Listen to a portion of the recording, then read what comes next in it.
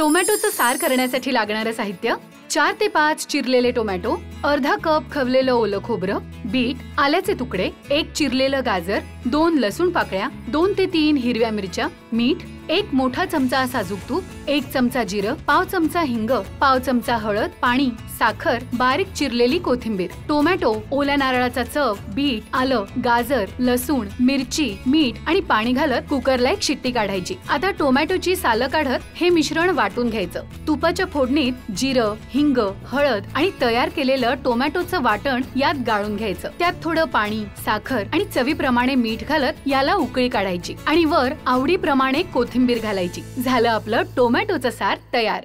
सुरुवात कशी करूयात? आता आपल्याला हे सगळे पदार्थ कुकरला लावून उकडून घ्यायचे। अच्छा। आणि मग त्यात टोमॅटोचं सालं काढून टाकायची आणि सगळं मिक्सरला ग्राइंड करून घ्यायचं। अच्छा, चालेल। सो सुरुवातीला काय करूयात? सुरुवातीला आपण एक एक पदार्थ यात घालूया।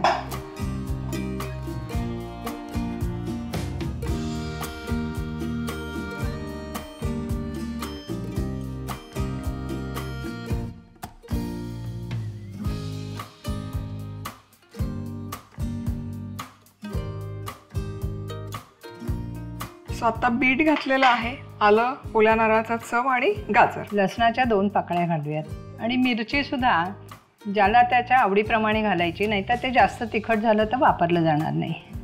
नाहीतर 2 चमचे पाणी खाली फक्त, कारण टोमॅटोच्या रसात ते होतं। अच्छा, तरी सुद्धा एक सेफ्टी पॉइंटसाठी आपण ते करूया। आणि आता एक फक्त मध्यम आकार, मध्यम आकार मध्यम ह्याची शिट्टी घ्यायची फक्त एक। सो इथे टोमॅटो आपले छान शिजून झालेत। आता आपण त्याची सालं काढूया आणि मग मिक्सरमधनं काढून गाळून फोडणी घातली की तयार। म्हणजे हे शिजल्यावर आम्ही कुकरमधून काढून घेतलं सगळं आणि थंड करून घेतलं, म्हणजे साल काढायला सोपं पडतं।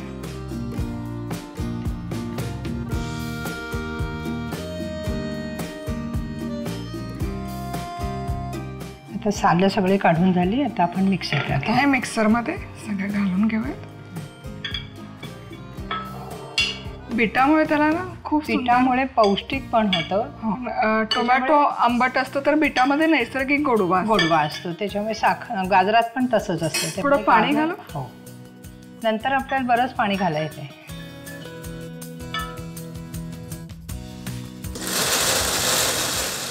मिक्सरमध्ये छान याची पेस्ट तयार करून घेतलेली आहे।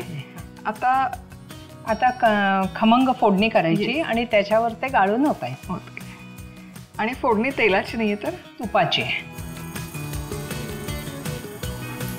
जिरं मस्त फुललेलं आहे तुपामध्ये, आणि तो तुपातल्या फोडणीचा जो सुवास आहे ना, जिरं फुटल्यानंतर त्यात थोडा हिंग आणि थोडी चवीपुरती रंगापुरती हळद घालायची।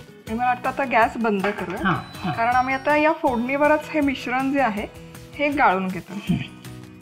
सो तुम्ही सेपरेट गाळून नंतर त्यामध्ये ऍड केलं तरी काही हरकत नाही।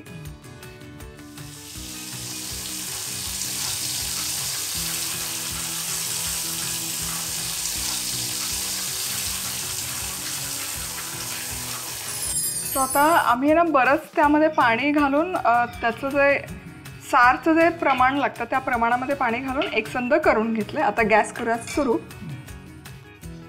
आता यामध्ये साखर वगैरे काही घालूया? आता मीठ आणि साखर, जर टोमॅटो जितपत आंबट असतात त्याच्या प्रमाणात ते घालायला लागतं। अजून आपण साखर घातलीच नाहीये, त्यामुळे थोडी साखर घालायला लागेल।